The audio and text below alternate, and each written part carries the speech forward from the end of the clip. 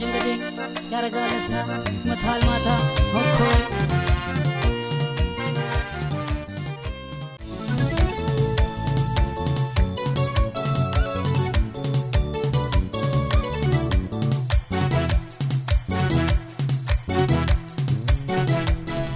እንኳን ለብርሃነ ጥምቀቱ በሰላም አደረሳችሁ አደረሰን እንኳን አደረሰሽ እንኳን አብሮ አደረሰን በዓል እንዴት ያሳልፋችሁ ነው ቆንጆ እንደሆነ እናስባለን ኢቫንጋሪ ፕሮግራማችን እንግዲህ በብርሃነ ጥምቀቱ ደግሞ ቆንጆ ዝግጅት አዘጋጅተው ነው የተመለስነው አዎ ቆንጆ ለየት ያለ እውነትም ጥምቀት የሚያሰኙ እንግዶችን ከሩቅ ቦታ በጣም ከሩቅ ቦታ ነው የመጡት ልምዳቸውን ያካፍሉናል ትዳራቸውን ያማክሩናል ጥምቀት የሚመስል ቆንጆ ፕሮግራም አዘጋጅተናል ተመልካቾቻችን አሁንም በድጋሚ እንኳን ለብርሃነ ጥምቀቱ በሰላም አደረሳችሁ ኢቫንጋዲ ፕሮግራማችን እንደምታዩት ፏፈሽ ብሏል ምንድነው የቀረው ሜለም እንግዶች ነው የቀሩን ለወትሮ እንግዲህ ጥምቀት አይደለም ወጣቶች በጣም አምረው ተውበው ወደ አደባባይ የሚወጡበት ታቦታትን ሲያነግሱ ማንገስ ብቻ ሳይሆን እርስ በርሳቸው የሚተያዩበት ሎሚ ወርውሮ አንተ ነገር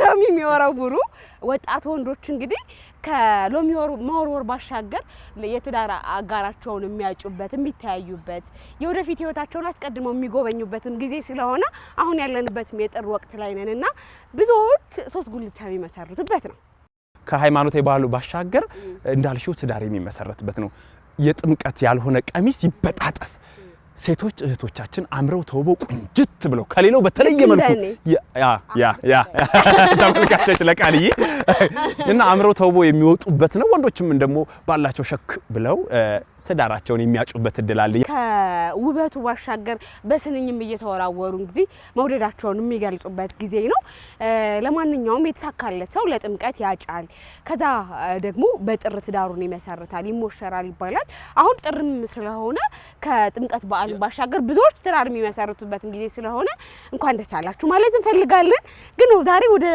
ዛሬ እንግዶቻችን እንመለስ እንዳልሽው ተመልካቾቻችን እንግዶቻችን እንደነገርኳችሁ ከሩቅ ሀገር ነው የመጡት አዲስ አበባ ድረስ በቀዳማዊ ኃይለ ሥላሴ ነው የመጀመሪያ ጋብቻቸውን የፈጸሙት ማለትም በ1962 ዓመተ ምህረት ነው ትዳር የጀመሩት አሁን ስንት ዓመት ሆናቸው 56 ዓመት በትዳር ቆይታ አድርገዋል ሌሎችን ሐሳቦችን ደግሞ ከነሱ ጋር እንጫወታለን አብረናችሁ ቆይታ የምናደርገው ቃል ኪዳን ዘላለም እጽብ ተገኘ ጋር በጋራ በመሆን ነው ያከበራችሁ ለምትገኙት እንግዲህ ብርሃነ ጥምቀቱን እንኳን አደረሳችሁ ማለት እንፈልጋለን ስለዚህ ወደዚህ እንግዶችን እንጠራቸውና ቆይታ እናድርግ እባካችሁ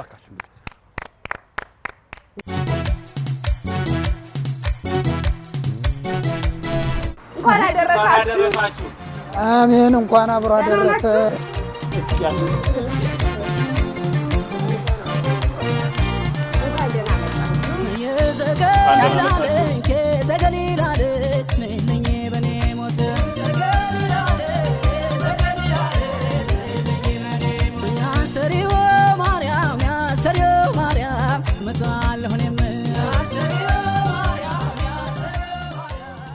ፕሮግራማችን ቀጥሏል ውድ ተመልካቾቻችን ብርሃነ ጥምቀቱን ከልዩ ኢቫንጋዲ ፕሮግራማችን ጋር ነው እየተከታተላችሁ የምትገኙት ገኛ ጋር ጊዜ ያሳልፋችሁ ስለሆነ ደስ ይለናል አሁንም እንቀጥላለን ስሞትንና ከየት አካባቢ እንደመጡ ይንገሩን አብዬ ሆነኛው ግዴለው ይባላል ተመስራቅ ጎጃም ዞን ተሸበልበረንታ ወረዳ ተወይነየና አካባቢው ቀበሌ ነው የመጣው አለው ያየለው አለ እስኪ የመጀመሪያ ግንኙነታችሁን ይንገሩን ግንኙነታችንማ እሺ እሷ የ13 ዓመት ልጅ ሆና እኔ የ15 ዓመት ልጅ ሆነን ተጋባን በ60 ዓመተ ምህረት የተጋባን በ63 ዓመተ ምህረት የመጀመሪያ ልጃችንን ወለድን እሺ እንዴት ነበር የተጋባችሁት ማን ያስተዋወቃችሁ መጀመሪያ ያስተዋወቁንማ እንደዚህ ፈልጉልን ይባላል በአሁኑ ጊዜ እንግዲህ እንደሆነ አልነበረም ድሮ እሺ ፈልጉልኝ ልጅ ፈልጉልኝ ጥሩ ልጅ ለኔ የምትሆን ልጅ ይባላል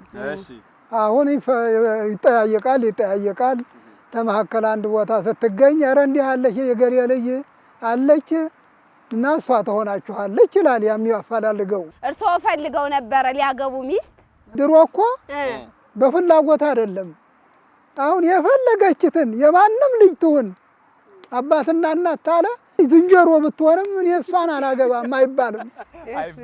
አሁን ምንም የፈለገው ነገር ቢሆን ገደል ግባ ቢባል ገደል መግባት ነው። ስለዚህ ፍላጎቱ የዚያን ያህል አልነበረም። እሷም ደግሞ ተኔ ባሰይ ልጅ ናት። እና ያው እናትና አባታችን ባሉት መሰረት አጋቡን። እማማስ እንዴት ነበረ? ማግባት ይፈልጉ ነበር ወይስ ቤተሰብ ነው ያጩለት? አይ ማግባት አልፈለኩም። ያው ግዴታ ታገቢያለሽ አሉኝ፣ አገባሁ። መጀመሪያ የት ነበር ያዩት አባባን? አላየሁትም፣ አላውቀውም። እንደው ምን ልማለው አገር በበቅሎ ነው ሄድኩ። እግርም አያደርስ በበቅሎ ተንጠልጥዬ ሄድኩ። በህድ መቼስ ያው ባልና ሚስት ነው። ባል የሆነ ኖርኩ። ጎጆ ወጣን። ጎጆ በሳር ቤት ትንሽዬ ነው የምትወጣ። እዛች ወጣን። መጋገር አልሆነልኝ ሲል ቂጣም ጋገርኩ። ስንት አመት ነበር? 13 አመቴ ነው። አልተማርኩም። ዝም ብዬ ነው ያንን እንጀራ መጋገር ገና አላውቅም።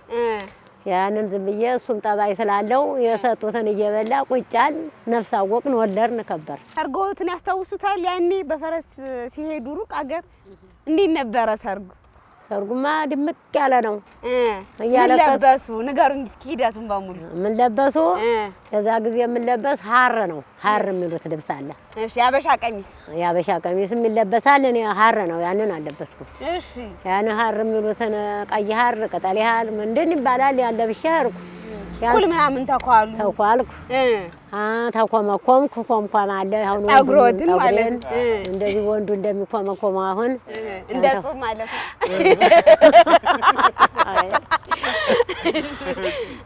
ተኮማኮምኩና ሀርኩ። በበቅሎ ሲያንጠለጥሉኝ መጡ። እነሱ ፈረሱን ይዞት መጡ። መጡ ሆያሉ ይዘው ተጓዙ። እየተዘፈነ እዚያ በቅሎ ላይ ተንጠልጥዬ ሄድኩ። ሩቅ ነው። እዚያ ብደርስም ማለዳ አንድ ማውቀው የለ ልቅሶ ነው።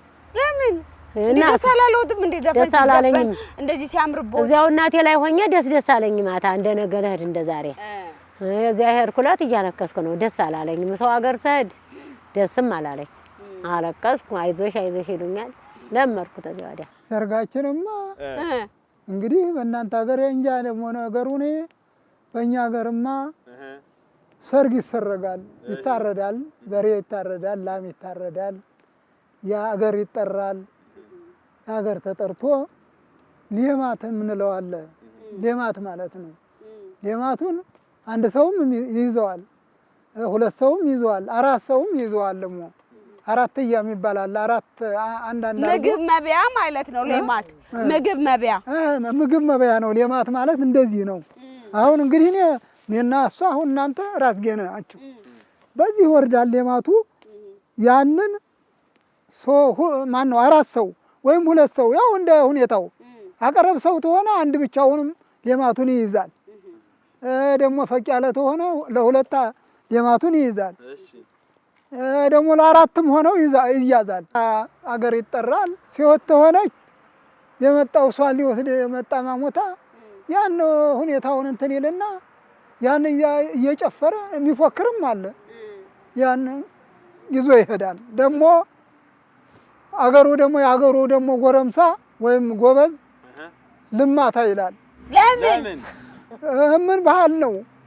አታስገባም ሰጠኛ ነው። እናት አባቷን አጓዶ ለምኖ በቀጠሮ መጥቶ ሊወስድ የመጣውን ልማታ ይልና ይነሳል።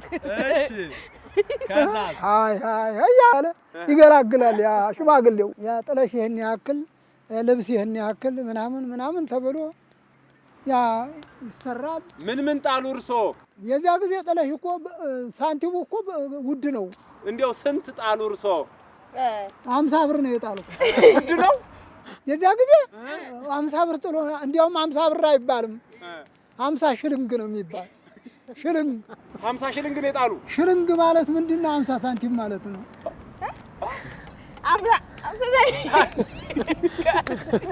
50 ሳንቲም ነው የጣሉ። 50 የለም 50 ብር ያልኩ 50 እንትን 100 ሽልንግ ማለት ነው።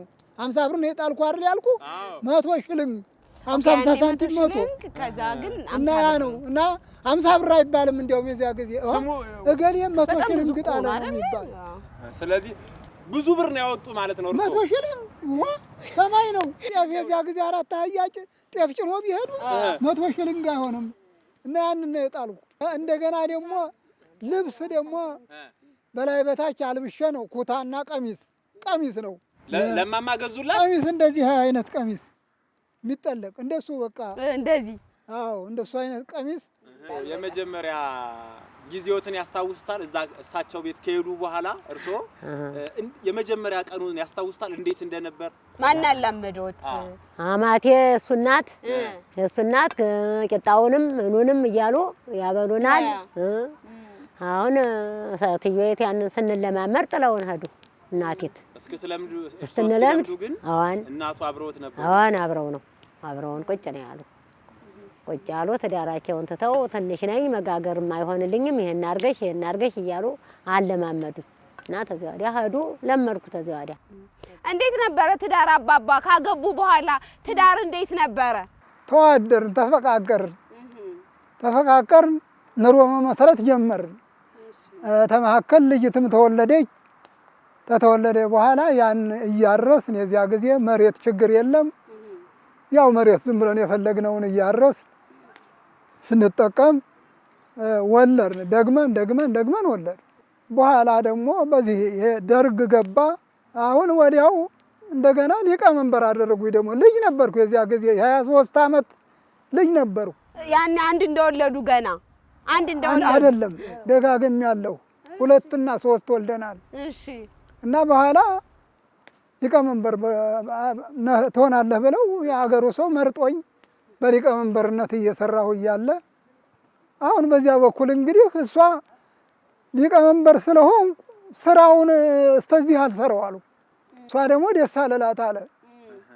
እንግዲህ ምክንያቱም ሌላ ገቢ ስለሌለን እንዴት እንደዚህ ስትዞር ውለህ ምን ልንበላ ልንጠጣ ነው እያለ ደስ አለላት አለ። አሁን ያ ባይላትም ያው የመንግስት ትእዛዝ ስለሆነ እኔም በቃ በአንድ በኩል ያ ልቤን ያንጠለጥለኛል ስራው መቅረቱ፣ በአንድ በኩል ደግሞ ያ የመንግስቱ ስራ ደግሞ እንዴት እንደዚህ ሳይደረግ ቀረ የሚል ችግር አለ። አሁን እንደዛ እየሆን እያለን ብዙ ጊዜ እንደዛ እየሆን ተቀመጠ።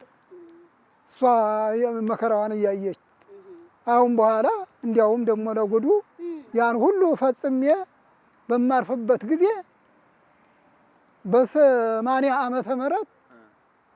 ዓመተ ምህረት አገሪቱ ኢትዮጵያ ሀገራችን በአራቱም ማዕዘን በወራሪ ጠላት ተወጥራ ተያዘች። እሺ። ስለተያዘች ያ መሪያችን ጓድ መንግስቱ ኃይለ ማርያም ሁሉም ነገር ወደ ጦር ግንባር እያለ ያስተጋባ እኔ ደግሞ ትንሽ ጭንቅላት የሰማሁ እል ነበር። እንዴት ሀገራችን ተወሮ እዚህ ትዳሬ እያልኩ እጨማለቃለሁ አልኩና ማንም ሳያስገድደኝ ወደ ጦር ሜዳ እንዲያው የሚድነቅሽ ብዬ ጥያት ወደ ጦር ሜዳ ሄደ ጊዜ እርስዎ ጋር እንዴት ነበር? እሱ ሲሄድ ያው በሬ ስላለ የሚቀጠር ሰው አይጠፋም። ያንን እየቀጠርኩ አብሬ አረም ጉልጓሎ እየወጣሁ እንከተካይ ትንንሽ ናቸው ልጆች አልደረሱም። አሁን 3 ሴት 2 ወንድ ጥሎብኝ ሄደ። እነሱን እያስተማርኩም ከፍ ያሎችን እያስተማርኩ ያንን ተዚያ ተቀጠርኩ ጋር የአረም ጉልጓሎ እያልኩ ያንኑ ደግሞ ያ የተወቃው ደግሞ በቅጡ አልሰራ እያለ የሰው ስራ ሲያንስ አረቂ እያወጣሁ ልብሳቸውን እያለበስኩ አረቂ የሚያወጡ ነበር አወጣ ነበር። ያን እያወጣሁ ለልብሳቸው ለደፍተራቸው ሳልቸገር ቆየሁት። እያስተማርኩ ቆየሁ። ሩቅ ሀገር ሄዷል። ከዛ ጦርነት ነው ደግሞ ሳቸው የሄዱትና ያስፈራ ነበር አይደለ? ሄደ። ፈራሁ። ብፈራ የት እደርሳለሁ? እንክትካች ልጅ ይዞ ሰው ቤት አይከድ፣ እናት አባት ላይ አይከድ፣ ቦታ መሬት ተትቶ የባል ወገን ቢያማ ምን ቢል ዝም ብዬ ያን ሁላ አሳልፌ ችዬ ነው ቆየ። ተስፋ አልቆረጡም እንዴ? ሞቷልማ ብያለሁ። እውነት እልም ሲል ሞቷል ብዬ ልጆችን ላሳድግ ቦታቸው ልተካ ወንዶችንም ብዬ ነው የተቀመጥኩ። እንዴ ተስፋ ቆርጠው ሳለ ግን ላግባ ምናምን አላሉም? ሰው እናጋባዋት ምናምን አላሉም? አሉኝ አባት እናቶቼ። ተሎሱ ብቻ ነው ወይ ወንድ ነይ እንዳር ይላሉ። አልሄድም አልኩ እኔ። ለምን? ልጆቼ ሰው ላይ ይበደሩብኛል ብዬ። እርሶ እንደው ሳቸውን አልናፈቀዎትም ማለት? ናፍቆኛል። ቢናፍቀኝ ምን እመላለሁ? ያኔ ናፍቆቱን እንዴት ቻሉት? ልጆች አልናፈቃችሁም? ልጆቼ ባሰ እሷ ነበረች የምናፍቀኝ።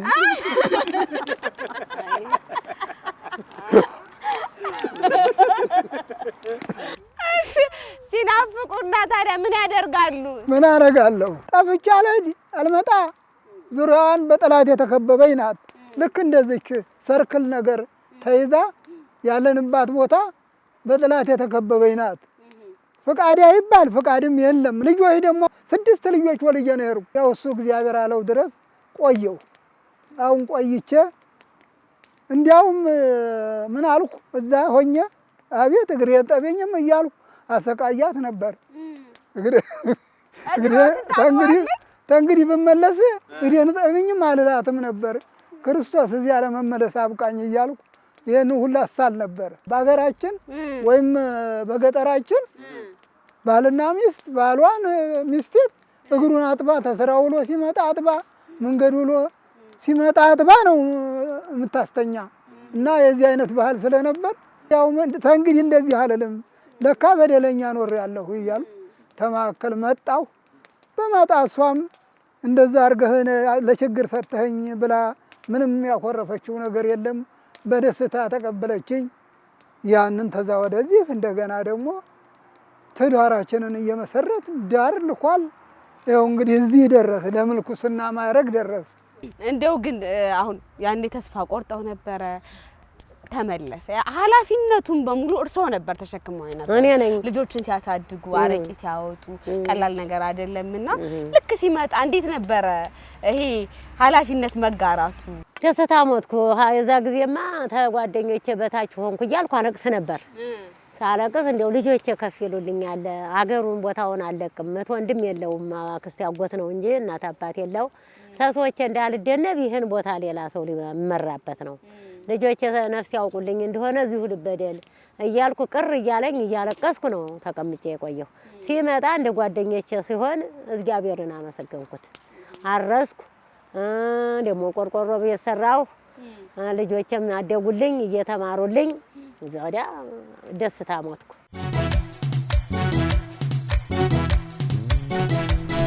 እንደው አባባ አቤት እንደው እማማን እንደው እንኳን አገባዋት ያሉበት ጊዜ ይኖር ይሆን?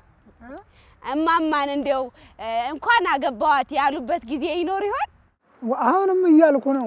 እንኳን ያገባኋት ያልኩማ ምክንያት እኔ ሳያት መልከኛ ናት እና ስለዚያ ደስ ስለምትለኝ ኧረ እንኳን እችን አገኘሁ እያልኩል ነበረ።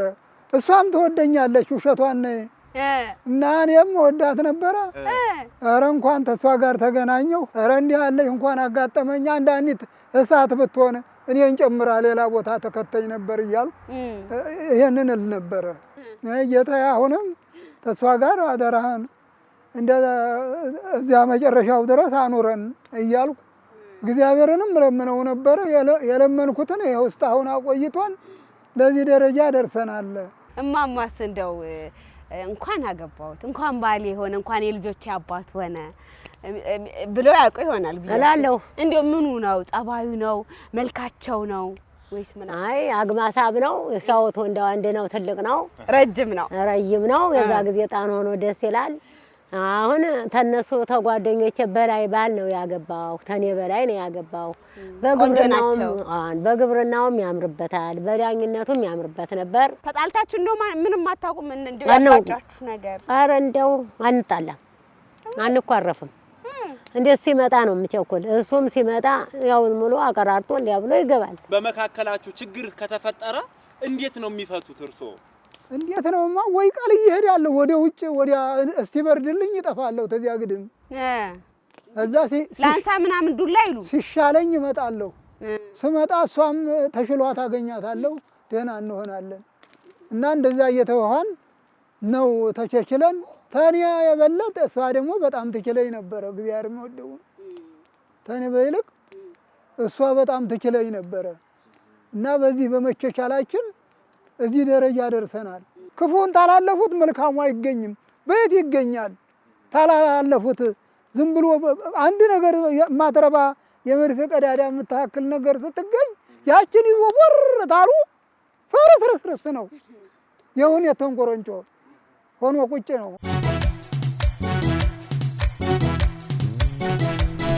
ትዳር አለ ተጋብቶ መኖር ከዛ ልጅ ሲመጣ የቤት በረከት ነው ይባላልና እንዴት ነበር ልጆች ሲመጡ የነበረው ነገር? ደስ ይላል። ልጅማ ደስ ይላል።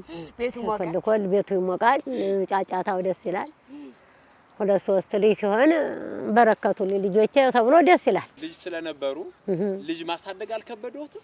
ቢከብደኝም ከበደኝ ቢከብደኝም አንድ ራስ በራሴ ያቺ ትልቅ ስትደርስ ያው በራሴ ሽኮኮ አንዲትን እየ በጀርቤ አንዲትን እየ ነው ስራ መሄድ እምጥልበት ሳጣ ከባድ ነው። በኃይል አድርጎ ከባድ ነው። ልጅ አይወድቅም። ራስ በራስ ተተወለደ እንዳሁኑ ማረራቅ የለም። አንዲትን በጫንቃዬ አንዲትን በጀርቤ ያዝልና እዚያ ጭቃ ላይ አኑሪያት እውላለሁ። ከዚያ ሳርም ስጎለጉል እውላለሁ። ማታ ደግሞ አጣጥቤ ይዤ እመጣለሁ። ልጅማ ማዘል እንትን ማለት ይከብዳል በጣም። ድሮ ደግሞ ወንዶች አያግዙም ነበር። አያግዙም። ያሁን ነው መውለድ እንጂ የዛ ጊዜማ ከባድ ነው መውለድ። ታደጉ ባይሆን ታደጉ ያሳልፋሉ። ደስ ይላል እየቆየ። ስንት ልጆች አፈራችሁ? ስንት ልጆች አፈራችሁ? እንዴት ናቸው አሁን ልጆች? አሁን ልጆችማ እንደ 3 ወንድ ቀደም 2 ወንድ እንደወለር ተዚያ ወዲህ 2 ወለርን 4 ወንድ አሉን። 3 ሴት አሉን አሁን አሉን። እንዴት ነው ታዲያ ልጆች ደግሞ ሲያድጉ ደስ ይላሉ እያሉ ነበር። አሁን ተምረዋል። የት ቦታ ናቸው? አሁንማ ተምረው የማብቂያውም እዚሁ አዲስ አበባ ነው። ተሱ በላይ ያለውም እዚሁ አዲስ አበባ ነው። የሱም ትልቅ እዚሁ አዲስ አበባ ነው። ሁሎችም 3ቱም እዚሁ ናቸው። የልጅ ልጆችም ቦታ ላይ ነው ያሉ። ሸጋ ነው። የልጅ ልጆችም 2 አሉ እዚሁ ናቸው። የልጅ ልጅ ድረዋል ሲባል ሰማው። ሰርግ አይደል የመጣው? እንዴት ታዩት? ሸጋ ነው። እንደ ቅድም እንዳንተ ሰደንስ ነው የሰነበት። ዘፈኑ ትዝ አለኝ።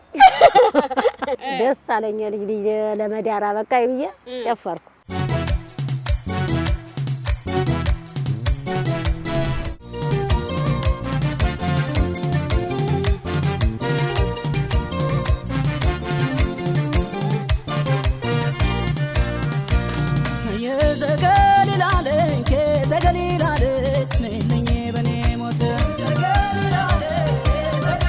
ዛሬ ጥምቀት ነውና እንዴት ነው እናንተ አካባቢ የሚከበረው? ብሎ ዳቦና ጠላ እንጀራ ወጥ ነው። ታቦትም ይነግሳል። ታቦት ማታ ወጥቶ ያድራል መስቀል ላይ።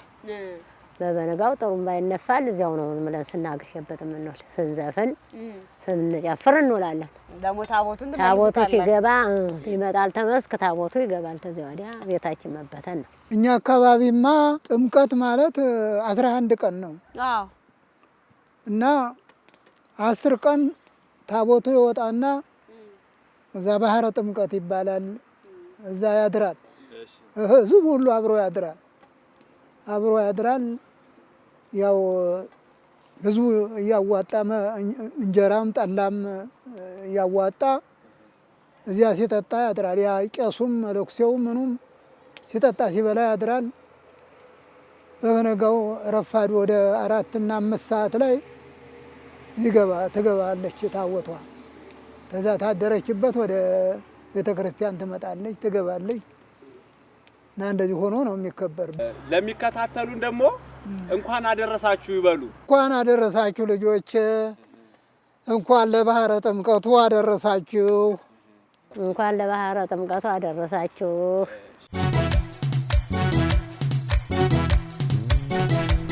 ተመልካቾቻችን እንደምታያቸው ጥሩ የቆንጆ ኢቫንጋዲ ምሽታችን እያሳለፍን ነው። አሁንም በድጋሚ እንኳን ለብርሃነ ጥምቀቱ በሰላም አደረሳችሁ። አሁንም ፕሮግራማችን ይቀጥላል። በማገባደድ ላይ ነው የምንገኘው። አሁን የመጨረሻ የኢቫንጋዲ እንግዲህ የምሽት የመጨረሻ ጥያቄዎች ይቀሩናል። ወደሱ እንሄዳለን። ቃልዬ አሁን እንግዲህ አጫጭር ጥያቄዎች አሉን። ለነማማ እንግዲህ እንጠይቃቸዋለን ማለት ነው። እማማ እንዲሁ አባባ ሲለብሱ ደስ የሚለዎት ልብስ የትኛው ነው? አባባ ሲለብሱ በጣንነቱ ነው። አሁን በጣንነቱ አሁን ሱፍ ሲለብስ የሱፍ እንደገጠመ ሲያሰፋ በስር እንደዚህ እንደ ልዩ ነጭ ሸሚዝ ለብሶ ሳያው ደስ ይለኛል። ያምርበታል። የልብሱ አይነት ደግሞ ወጣት እያለችማ ሀር የሚባል ነበር። ሀር፣ ቀይ ሀር፣ ጥቁር ሀር፣ ሰማያዊ ሀር ይባል ነበር። እዚያ ጊዜ ሀር ነበር የሚለብሱ ወጣቶች እና እንደዛ ያችን ለብሳ ሳያት ነፍሴ ሁሉ ሊያልፍ ነበር የሚደርስ። እማማ ከሚሰሩት የትኛው ወጥ በደንብ ይጣፍጦታል? ኧረ ሁሉም ይጣፍጣል። እንዴው በተለይ የሚወዱት? ኧረ ሁሉም ይጣፍጣል። እንግዲህ ተምስር ተስጋ ተንትን የሚጣፍጠውን ተናገሪ። ስጋማ ተሰራች መችስ ሆነ ቀረ ተህል ወጥማ የስጋ ወጥ ይመረጣል። ገንዘብ አጥፊ ማን ነው ከሁለታችሁ?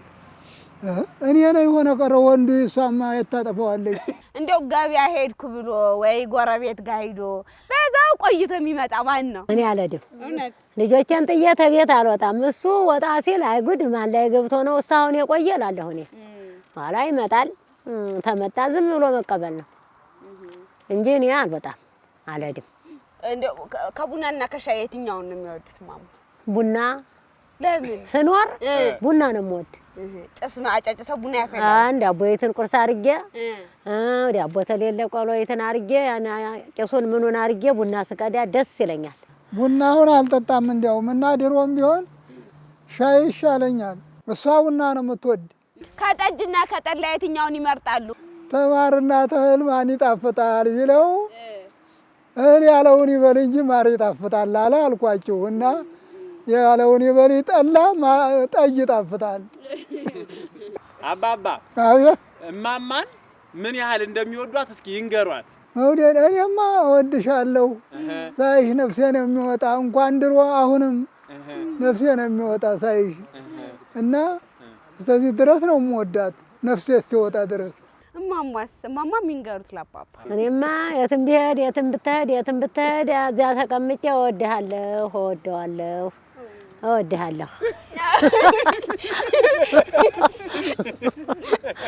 እኛም በጣም እናመሰግናለን። አሜን። ስለመጣችሁ ስላከበራችሁን በጣም ደስ ብሎናል። ከዚህ በኋላም ደግሞ እድሜውን ጨምሮ በልጆቻችሁ ተባርካችሁ ድጋሚ እንድትኖሩ እንጸልያለን። በጣም እናመሰግናለን። ረጅም እድሜ ኑሩልን። አሜን አሜን። መርቁንና እኛም ይሄንን ጠጥተን ስጋችንን በልተን ደግሞ ይሰነባብታል። ተባረኩ፣ እድሜ ይስጣችሁ፣ ሀብት ያደላችሁ። አሜን። እዚህ ቦታ የሚያደረሳችሁኝ አላሰብኩት ተጎጃም ወጥቼ አላሰብኩት ቦታ እንደዚህ ስታመጡኝ አንድ ክብርቴ ነው። ተባረኩ፣ እድሜ ይስጣችሁ፣ እድሜያችሁን ያርዝመው፣ እንጀራችሁን ሰፊ ያርገው፣ እቁም ነገር ያድርሳችሁ፣ ሁለዱ ክበዱ። አሜን። ተባረኩ፣ ብርኩ ነው። እግዚአብሔር ይስጥልን። ተባረኩ፣ እግዚአብሔር ይስጣችሁ። እኛን እንዳከበራችሁ ክርስቶስ ያክብራችሁ። አሁን እኔ መንግስተ ሰማያት የገባሁ ነው የመሰለኝ። ሰው አምጥቶ እዚህ ያስቀመጠኝ አልመሰለኝም። አሁን በእኔ አቅም በእኔ ደረጃ መንግስት ፈልጎ ከአዲስ አበባ ያ ከተማ ፈልጎ እዚህ ደረጃ ማድረሱ በጣም ይገርመኛል። እኔ ምን አይነት ነገር እንደሆነ አይገባኝም። እንግዲህ አቅሜ የምታዊ ነኝ። ታዲያ እንዴት ተፈልጌ እዚህ እንደመጣሁ በጣም እግዚአብሔርንም እያመሰገንኩ ነው። እናንተም ደግሞ በጣም በከፍተኛ ደረጃ እያመሰገንኳችሁ ነው። ደረጃችሁን ከፍ ከፍ ያድርግላችሁ። ተባረኩ፣ ብሩክ ሁኑ። ደግሞ ልጅ መሰረት ነውና ልጅ ወልዳችሁ እንግዲህ እናንተን ባልና ሚስት አድርጌ ሳይሆን አንተም ታያላችሁበት መች ሆነ ቀረ ያለ ባለቤት አልተቀመጣችሁም እና ልጅ ወልዳችሁ እንደናንተ እንደዚህ ለሀገር የሚያስተናግድ ልጅ ለመተካት ያብቃችሁ። እግዚአብሔር ይስጥልን። ተባረኩ። ሀገራችንን ሰላም ያርግልን። ሰላም ነውና ወሳኙ ለማንኛውም ነገር ሰላም ያርግልን። አሜን። እግዚአብሔር ይስጥልን። አሜን። እሺ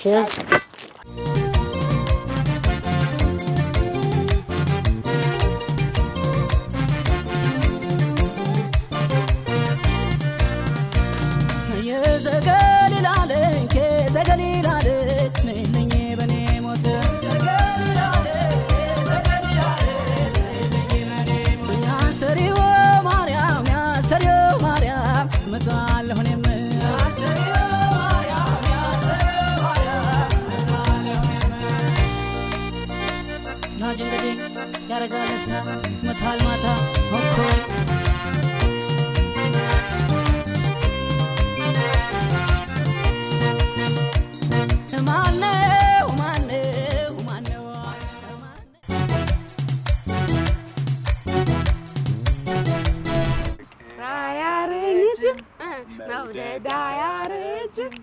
ውበት ቢጠወልግ ሰውነት ቢዳድም የፍቅርሽ ምናቱ ልብ ላይ የሚያስብል ነው። አዎ የሚያስብል ቆንጆ የፍቅር ታሪክ እንግዲህ በኢቫንጋዲ ልዩ ፕሮግራማችን ወደ እናንተ ስናደርስ ቆይታ አደረግን። ኢቫንጋዲ ምሽታችን የፍቅር ምሽታችን እንግዲህ ጥሩ የትዳር ህይወታቸውን አጋርተውና ጥምቀቱን ጥምቀት የሚያሰኙ ፕሮግራም ነበር ወደ እናንተ ይዘንላችሁ የቀረብነው ተመልካቾች። አሁንም ቢሆን እንግዲህ በድጋሚ እንኳን ለብርሃነ ጥምቀቱ በሰላም አደረሳችሁ። የኢቫንጋዲ ምሽታችን እንግዲህ ይሄን ይመስል ነበር። አብራችሁን ስለቆያችሁ እኛም ከእናንተ ጋር ስለቆየን ከልብ እናመሰግናለን። እንግዲህ በቀጣይ ሳምንት ደግሞ በሌሎች ፕሮግራሞች ወደ እናንተ በአዲስ እንግዶች በአዲስ ሰዎች ብቅ እንላለን ማለት ነው። አዎ እንግዲህ መቻቻል፣ መተው፣ ይቅርባይነት ለትዳር ረጅም ዓመት አብሮ ለመቆየት እንደሚያበቃ የተመለከትንበት ትዳር ነበርና ብዙዎቻችሁ ከዚህ የወሰዳችሁት ነገር እንዳለ እናስባለን። ሳምንት በጣም በቆንጆ ሳምንታዊ ኢቫንጋዲ ፕሮግራማችን እንገናኛለን።